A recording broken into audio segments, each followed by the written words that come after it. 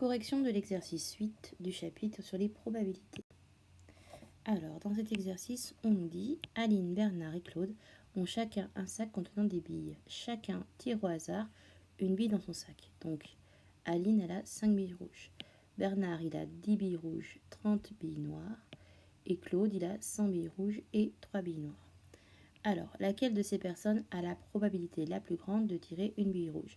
Alors, sans surprise, bon, là, j'ai calculé les probabilités pour chacun, mais bon, ça se voyait très vite. Donc, Aline, elle a 5 chances sur 5 de tirer une boule rouge. C'est un événement certain, donc la probabilité, c'est 1. Bernard, en tout, il a 40 billes, donc il a 10 chances sur 40, soit une probabilité d'un quart. Et pour Claude, il a 103 billes, et donc il a 100 chances sur 103. Donc, c'est proche de 1, mais ce n'est pas égal à 1.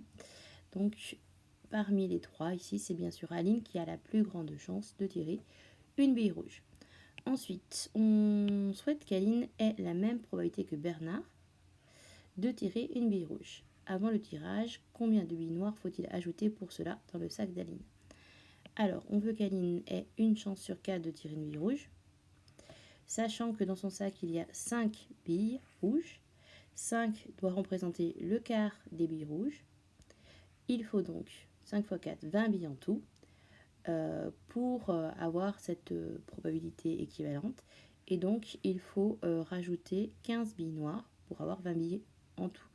15 plus 5, ça fait bien 20. Et donc, si on rajoute 15 billes noires, en tout, elle a 20 billes. 5 billes sur 20, ça fait bien une probabilité d'un quart. Voilà. Sinon, j'étais avec Héloïse au collège aujourd'hui, et elle a vu, effectivement, elle s'est aperçue qu'il fallait avoir le triple de billes noires par rapport aux billes rouges pour que ça fonctionne. Donc elle a dit, on fait 5 fois 3, ça fait 15. Si on ajoute 15 billes noires, ça marche. Et effectivement, comme c'est une histoire de ratio, cela fonctionne. Donc ça, c'était une autre méthode pour trouver le nombre de billes noires. Si vous avez fait 5 fois 3 égale 15, ça fonctionne. Voilà, c'est tout pour cet exercice.